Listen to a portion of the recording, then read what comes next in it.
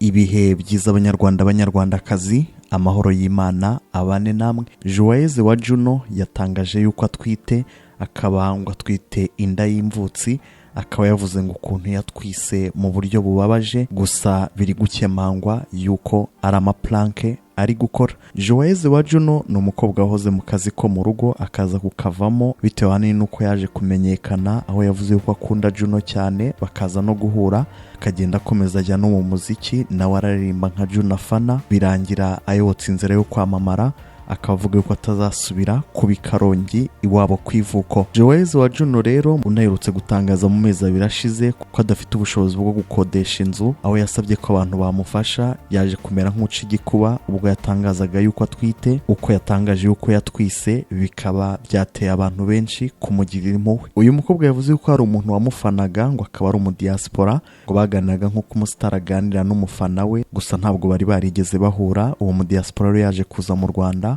ngo amusaba yuko bahura. Joyeuse ajya kumusura. Uwo mudiaspora ngo yabaga hafi y'aho yabaga, ajya kumusura mu rugo yabagamo, aramusura. Mu kumusura asanga ari kumwe n'abandi, ngo akigera rero yaje guhabwa karibu, ngo ahabwa na fanta yo kunywa, ngo ariko iyo fanta yari irimo akantu, ngo kuko nyuma yo kuyinywa ngo ntabwo yamenye ibyakurikiyeho. Yicuye mu gicuku saa 9 za mu gitondo, abona ari muri izo ntebe, ngo yanambuwe ubusugi. Yavuze yuko ngo yasambanyijwe, ngo ubwo ahita atakaza ubusugi. Ibyo rero byarabaye, atekereza yuko muri fanta yahawe ngo hari harimo ikintu, nuko arituriza arabyihorera. Hanyuma nyuma y'amezi 2 gutyo aza kubona ibimenyetso by'uko atwite, arisuzumisha asanga aratwite, inda ikaba ari imvutsi, aho iri mu mezi ngo 6. Niko yatangaje yuko bimeze. Akaba yavuze yuko ngo umusore wamuteye inda nawe yari yasuye, ngo yemera kumufasha, ariko ngo ntabwo ubufasha amuha buhagije, bityo ari gushaka yuko abantu bamufasha. Uyu mukobwa rero yanashyize hanze amafoto atandukanye amugaragaza atwite, gusa uko yakoze ikiganiro nuko yagiye yigaragaza, biri gukekwa yuko ibyarimo ari planke, nk'uko n'ubundi abantu bagenda bakora planke. Dore impamvu bitekerezwa yuko ibyari gukora byaba ari planke. Mbere na mbere kuvuga yuko atwite, ikintu cya mbere kiri gutuma cyemangwaho ni uko inda ye bigaragara yuko ishobora kuba ari inda isanzwe, atari inda yo gutwita. Nkuko yavuze yuko inda iri mu mezi 6, ubundi ku babyeyi benshi inda zo mu mezi 6 umukondo ubugaragara bitewe n'uko umwana aba ari gukura, gusa ku nda ye nta mukondo ugaragara.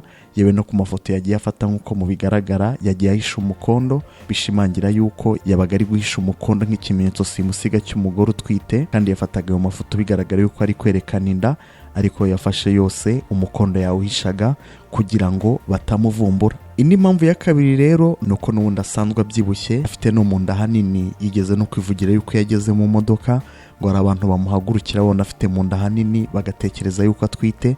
N'ubundi asanzwe afite mu nda hanini, akaba yaravuze yuko n'ubundi hari abantu babona yuko atwite, bivuze yuko bihagije kuba n'ubundi yakwerekana yuko atwite, ariko n'ubundi adatwite. Gusa ariko niba ashaka gutwita ni umugisha, abana ni umugisha. Abana niba bashaka Imana izabamuhe, kandi niba atwite azibaruka amahoro. Gusa ariko bibaye ari plank, kwishyiraho yuko wafashwe ku ngufu ugahabwa ibiyobyabwenge hanyuma ugasambanywa, ntabwo ari ikintu cyiza yakwiriye gukoramo planke, kuko hari ibyo ushobora kwiyaturiraho ugasanga ejo bundi n'ubundi birabaye. Uyu Joyeuse wa Juno yavuze yuko azajya akora n'ibiganiro bitandukanye avuga uko yasambanyijwe ndetse no kuba atwite. Akaba yasabye yuko abantu bamufasha, kuko ngo adafite gahunda yo gusubira mu cyari Karongi aho avuka. Akavuga uko abantu bakomeza kumufasha, dore ko ari n'umusitari wabo. Gusa nyine izo mpamvu ebyiri, kuba asanzwe afite mu nda hanini, n'ubundi abantu baramubwiraga yuko ngo atwite kandi adatwite, no kuba amafoto yagiye afata yagiye ahisha umukondo, kandi umukondo ari ikimenyetso simusiga cy'umuntu utwite, bishimangira yuko ashobora kuba ari plank ari gukora, nk'uko n'ubundi abantu benshi bagenda bakora plank. Ariko nyine niba ashaka gutwita, Imana izamuha abana, kandi niba atwite azibaruke amahoro. Nibyo duhurire mu bindi biganiro. Intebe nziza n'amatapi meza biri ku isonga mu biranga salo nziza, gusa bihinduka umwanda iyo bidakorerwa isuku.